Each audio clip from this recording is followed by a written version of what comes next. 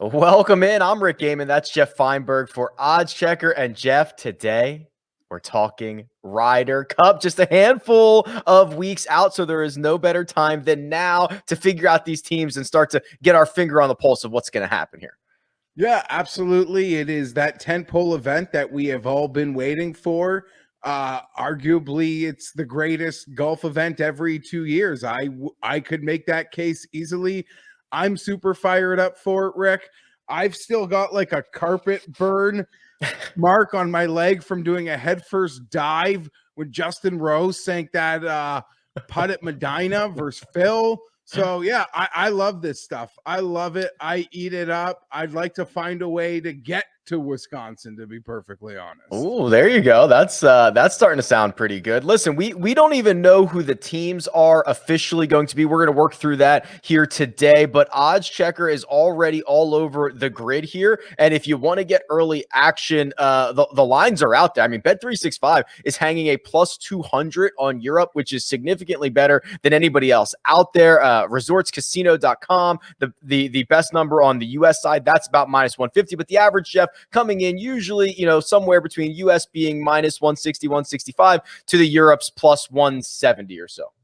And it's important to note, Rick, these are three-way odds, and Yes. The Ryder Cup cannot end in a tie, as unlikely as you might think. So that plus 200, I got to tell you, it's quite tempting.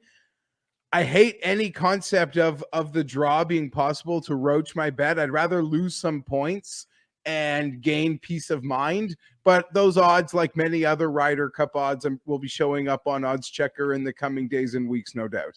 Yeah, absolutely. And let's start with the underdogs, because the way that the European side does this, there's not as much leeway for Patty Harrington to make his captain's pick. So the way that they do this is they take the top 4 players in what they call European points, and then the top 5 players who aren't already qualified in the world points, and then Harrington gets to make 3 captains picks. So Geoff, here's the team that are basically locked into this. It's Jon Rahm, Tommy Fleetwood, Tyrrell Hatton, Rory McIlroy. We're off to a good start there. Then you get some young blood, Victor Hovland, to go with Matt Fitzpatrick, Paul Casey, Lee Westwood, and Shane Lowry. Just on the surface, that is a team that has Jon Rahm, who's probably the best player in the world, McIlroy, who has all the great experience. You have Hatton, you have Fleetwood, who's been awesome, and then you get to inject Victor Hovland into the mix. This is a really good start for the European side.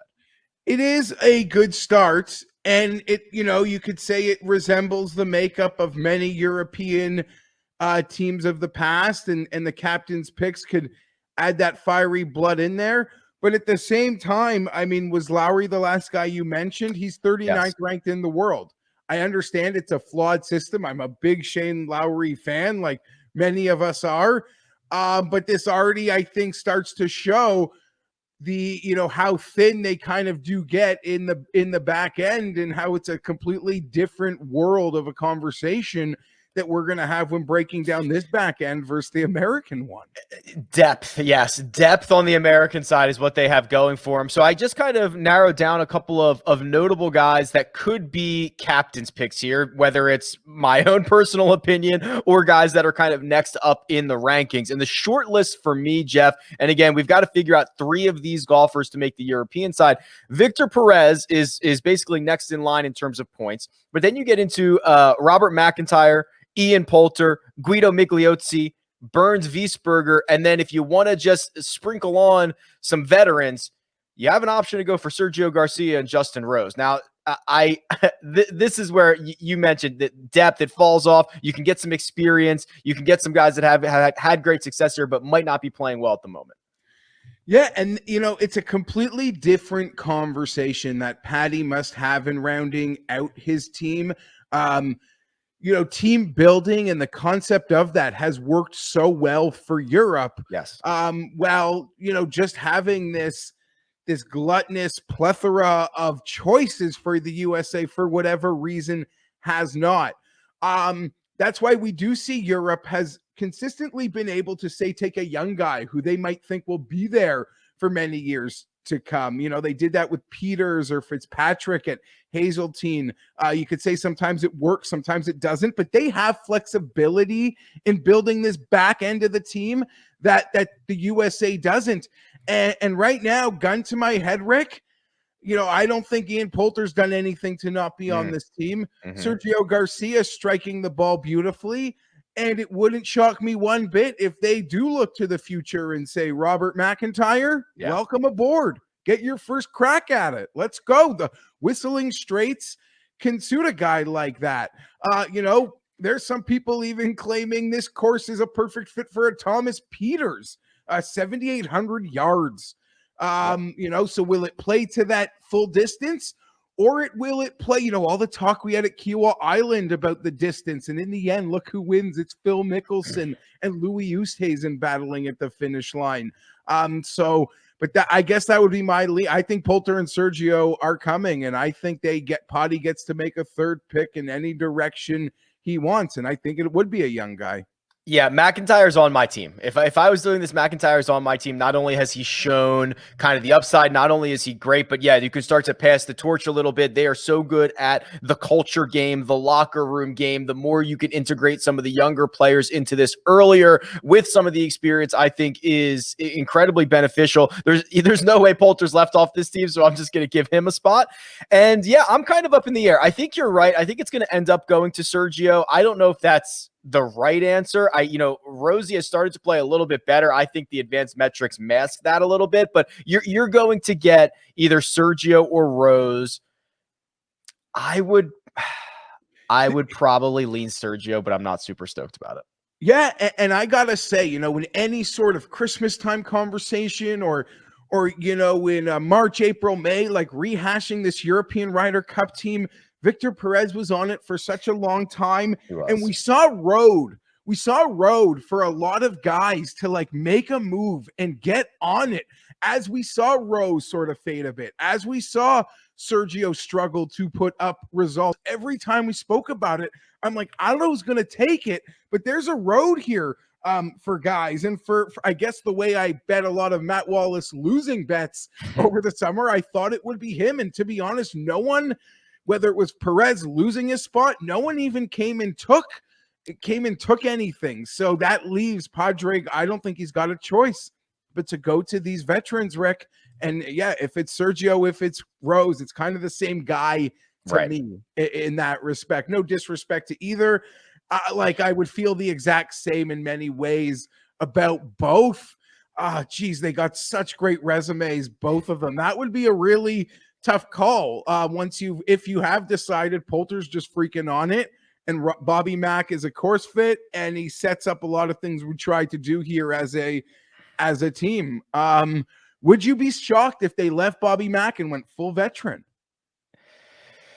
Boy, no, because I think that's kind of, I think the European team does a really good job of protecting the locker room and getting guys who are buying in and all pulling in the right direction. And that doesn't mean that Robert McIntyre would not do that, but they know they could just run out. I mean, you could run out Poulter, Garcia, and Rose one more time, probably for the last time. So no, it wouldn't surprise me. Yeah, I think it would be a mistake, but no, it would not surprise me to see that. Yeah, I mean, I think we both agree. If we were making these picks, Robert McIntyre is on the team for all the reasons that we did bring up. And he's had a nice little knack for big performances and in big events. And you wouldn't be without some level of merit there, but wouldn't shock me if Patty just brought the old guard, right? One more dance. One more time. One last dance for the old guard. They've certainly earned it. That's the thing. They've earned that. Like, let's keep this band together again. And I'll tell you, a lot depends on the conversation that, say, Rory McIlroy is having. Oh, big time. Jon Rahm, like, who do you guys want? We know this happens on the U.S., campaigning or almost like they want to go to those top end lock guys for who they want. And I think so. It's like, who would Rory pick? Who would Rahm pick? It's funny to think Fleetwood's important, but he's safely on the team, as is Casey. But I think Rory McIlroy has maybe the most weight of every guy I mentioned in making that pick with Padraig. Easily. Yeah, he is. I mean, even on the PGA Tour, he is the de facto spokesperson for the players on the European scene, even more so. So Westwood helps them make that pick too, right? yeah, Westwood, geez, man. I mean, he's definitely got the street cred. If we're worried about protecting the locker room, we got problems on the American side, Geoff. Here's the squad. So the way that the US does this is the 6 automatic picks, and then Steve Stricker is going to get 6 more captains picks, where things start to get a little bit hairy. So here are the guys that are in right now: Colin Morikawa, Dustin Johnson, Bryson DeChambeau, Brooks Koepka, Justin Thomas, Xander Schauffele. Let's start there. Obviously, very deep. Obviously, top end talent. We have maybe a Bryson Brooks issue. Is this going to be an issue? I mean, there's a chance they just don't talk to each other the entire time and we don't hear anything about it, but I'm not sure that's necessarily the greatest thing for team chemistry, Geoff. There's like a fair argument to say it's golf. They won't be paired together. They're each responsible for their point in the sessions that they're playing, and nothing has one to do with another. I think the European mindset of Ryder Cup would argue, no, it doesn't work like that. Yeah. Like it's actually everyone pulling in the same direction. I'm still like, gotta say it in the end. I don't think it's going to matter. I don't think it would be why America loses. If they do lose with such a dominant setup on a course that seems to fit perfect for these guys and who the potential captains picks could be, I'm sure that would be inflamed at the like press conference to end it. And maybe there's a chance, Rick, at that opening press conference to squash it. I know on Europe, it wouldn't get to September. No. Like the leaders of that team, I don't know what they would do, but it would just be freaking squashed. Poulter, Westwood, Rory, they'd be pulling them in a room and they'd say, fake it, squash it. I don't give a shit. And the Americans, I feel like, guys like Phil, who will debate him, but like he would just make a joke at an awkward moment, as would a Tiger Wood. Like they're more there to like make the room like giggle. So I'm not really sure, Rick. I'm not really sure, but looking at this USA lineup, I don't want to step in front of it. I'll tell you that much. No, and it's we've got some more firepower coming. It's the idea that the Europeans are single-minded and focused and all pulling in the right direction. I mean, it's worked. They've won 7 of 9 of these, and they've probably been a dog in every single one of them. I mean, maybe one they've been the favorites in, but this is a formula that's working. So I don't think that it's super easy to poo-poo away. Oh, it's just golf and they're going to be fine. They're not going to have to talk to each other. I want to think that, but I think history's kind of proven us otherwise. And I made a joke on my show last week, but a part of me isn't joking. Like, I swear to you, if the team is around 18 green and Bryson's in a big match at some point, maybe not like a Sunday single, or how do I put like, are they all going to be inside having martinis? No, I just mean like I think part of Brooks would be like, I wouldn't mind if he gas cans this right now. Like, I wouldn't mind if like he like shanks this and like has a meltdown because he's such a dweeb and I don't want anything positive to happen for him. Well, if like I feel like if something great happened and they were both watching, Bryson would just want to be high-fiving the whole team and Brooks would look at him like, I'm not touching you. Like, I don't know. Maybe I'm making too much of it. I'm really excited. I don't think it could be a reason this team this good could possibly lose with all the pairing options they would have. Okay, so before we get to the next 6, if we got rid of the automatic bids, is there a world in which the U.S. team is so deep that you could leave off Brooks or Bryson or both of them and just be like, listen, we're not dealing with this. You're both out. I've got plenty of guys in 12 through 16. I don't need you. I mean, I know no captain is going to pull that because you're going to look like a moron if you lose this. But like, is there a world that could happen in? I don't believe so. But I think Steve Stricker is, Yeah, I don't believe that's possible. I don't think it is. These are like all pro teams. Like those guys, you earn your way onto the team. It's more of like a win or lose the Ryder Cup. I know that is like an incredibly important thing, and I'm not dismissing it. But these are also like incredibly important, like CV, like lifetime career, like resume things, like stacking up these appearances. I couldn't imagine taking one away from a player who earned it. Who earned it? You know, I'm not there yet, but I don't know. Maybe things can get crazy if we see them paired together late in the FedEx Cup playoffs or something. I don't know. The next, the 7 through 12. So here are we've got to find 6 guys to round out this team: Jordan Spieth, Harris English, Patrick Reed, Daniel Berger, Patrick Cantlay, Tony Finau. They are 7 through 12. It gets deeper than that: Webb Simpson, Scotty Scheffler, Jason Kokrak, Billy Horschel, Sam Burns, and then I don't know how far I want to go. We can have the conversation about Phil. I'd probably round this out at 20. Homa and Zalatoris. That is, I think we got to get 6 from those golfers. Obviously, Spieth is in, right? Spieth and Reed are in. Yeah, in my opinion, Spieth and Reed are in. Okay. I guess, you know, the biggest discussion when we do end up breaking it down could end up being Phil. I am vehemently in the camp of Daniel Berger must be on this team and deserves to be on this team. And even if it's at the cost of Webb Simpson, Tony Finau, I do not care.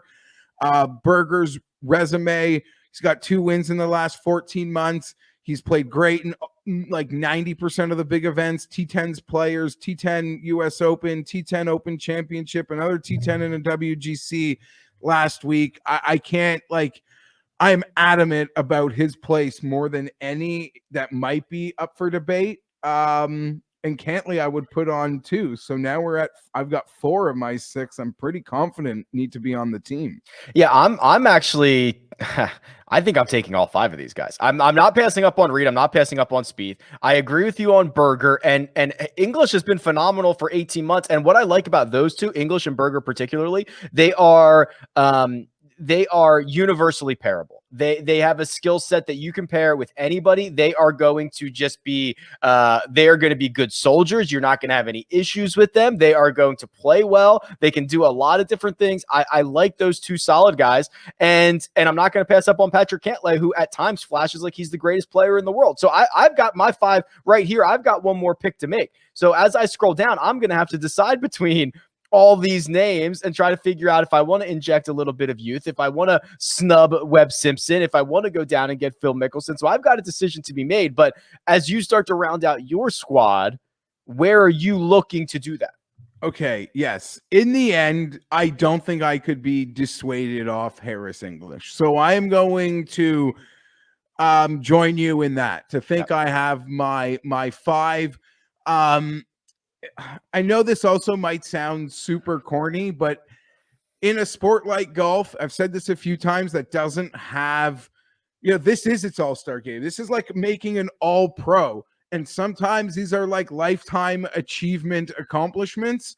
And I don't really see Harris English being taken off the team right now. And that even could be at the expense of Tony Finau, who I love and played great in Paris, Rick. Yeah. But I don't think there's much on Finau's resume in the last bit that shows he deserves to be on this team. And maybe just 1 win would have been enough for him to have done enough, because no, he won, and he's so talented, and he's likable, and he's played great. Last time we brought him to Paris and no one else played great, but I don't think he's on the team. I don't think you could. It's almost like a coach. Like, how can you not take Harris English and bring along, say, Tony Finau? I don't think you can do that. I agree.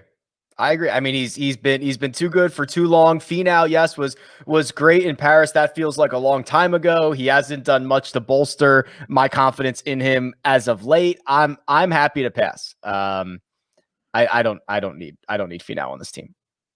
So, I mean, so we have that final spot, and Yes. I guess we can probably like just cut down some. For me, in deciding this last spot, it's between Phil, it's between Webb, it's between Finau, and it's between Scheffler. Yes. Is it not? Yeah, so we get rid of Kokrak, I agree. We get rid of Horschel, I agree. Sam Burns, I love, can't be on this team. Homa, no. I would love to see Zalatoris, but not yet. So we've narrowed it down to Mickelson, Scheffler, Simpson, and Finau. I have my answer. I'm going with Scotty. Is your answer what you would do or what you think Stricker could do? Or are those the same or different? No, they're not the same. It's what I would do. So I'm going with Scotty Scheffler. I think there is still a chance that Stricker takes Phil, which I think is a big mistake. We agree on that. Okay. I would not on my team. I would not take Phil. I think it's very possible they do take Phil. Oh. The USA though has never. I want to say this, that I feel like in a way Europe's been able to, and I was kind of making this point earlier, be sort of fungible on the back. The US has sort of used these final spots as career lifetime achievement awards instead of let's look to the future and give someone their run one who we expect to be on the next 4 or 5 of these. If we're going to go that route, I do agree Scheffler edges at Will Zalatoris. They both haven't won, and Scheffler's just been better in a lot more spots. Yeah, and and it just feels like he'd set up better for Whistling Straits, and I just think Scheffler's probably that guy. But you're right. That's what I would do. I think Phil might be on this team, which to me, when you have a 45-time winner who has played on every team, every American team ever, and just won the PGA Championship, like I understand it, but that PGA Championship is starting to look more and more like the outlier. Like that's the outlier in the results for the last 12 months. I do agree. I do agree it's the outlier. And for me, geez. See, this is where it's tough for me. I'm such a Finau fan. I might backdoor him onto this team over Phil, over Scheffler, over Webb because of Whistling Straits. Like, yeah. I guess in the Whistling Straits course fits of those 4 are Finau and Scheffler. Yeah. For sure. The thing is they could sit sessions, Phil is such a alternate shot better, but in a best ball, he could, make a 7, he can make the 3. He's like a perfect partner in some ways. And as much as I said Rory, Westwood, Rahm will have an impact on that final call, there's no doubt that Stricker, JT, probably more. I don't see DJ really caring, maybe. Like, I don't see him like getting saying much in the group text of those guys at the top. Morikawa is such a newbie and like, I'm whatever you guys want. Yep. I'm just, it's crazy, but he's the best. And that's where he is. The guys love having Phil there. Whether it's just like something amazing he'll pay for to have brought in. I know in one of the Europe trips in Scotland, they're like the young guys love him. He like buys them suits. Like he just goes above and beyond for guys. What's funny is like all those guys are making more than him per year now. Well, no, on the golf on course. The course there. Well, granted, he won the freaking major, so he wouldn't. You know what I'm saying? Those upper echelon players, he doesn't need to buy Justin Thomas a suit. But I think it's going to be Phil. I would take Finau because I'm a fanboy and I want, but I don't think he's going to get it. So, all right, Finau, I want Phil. I think gets that final spot. All right. So if Phil doesn't, last thing here, and then we'll wrap. But if Phil doesn't make the team, I find it really interesting about who kind of is the leader of this American team, because Collin Morikawa is maybe the best player here. He's the number 1 in the rankings, but he's a first timer. He's not going to be that guy who's rallying the troops. I think it's probably JT's team, maybe JT and Spieth's team. You're right. Am I on the right track here? I 100% agree with you. I don't think Brooks wants to rally the team. Bryson's so awkward. Yes. DJ, he's never going to disappoint, but that's just not his personality. I think JT and getting all those days with Tiger, who was the captain in Australia at the last President's Cup, and Spieth. And if you've heard Stricker talk and like say how much like those two have kind of been texting him with ideas and thoughts, and we haven't even mentioned Xander, who I'm curious, like from a team top points playing every session, it's like Xander or JT for me from that bet, but I assume they could even be the two favorites in that regard.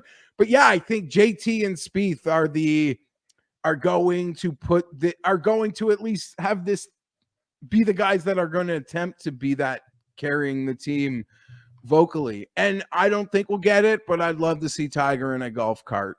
But I don't know. I don't know if he wants to maybe be a distraction, or maybe that's the best thing for the team, potentially. But it would motivate them. Like, come on, man, get out there. And I love hearing Ricky saying he wants to just stroll around in a cart and support. He loves golf. You know, he takes it on the chin like a man, unlike some guys who fail a lot. Yeah. It's going to be awesome. We are just a handful of weeks away, and we'll continue our Ryder Cup coverage. But Geoff, I'm absolutely stoked. I cannot wait for this. It's going to be good. I always seem to build it up, but it always lives up to everything I want it to be. It's one of the few things in life that truly does like live up to it time and time again. 9 players of the top 10. If the U.S. can't bring this home on this course fit, though, they might need to rethink the format. That is certainly true. They are the favorites. Of course, check the odds checker grid to see where the best lines are available for either side. If you want to get a little action in on the Europeans as well, follow Geoff on Twitter. It's at Fienberg17. You can follow me at Rick Run Good. This has been your odds checker preview, your pick selection for the Ryder Cup, and we'll catch you next time.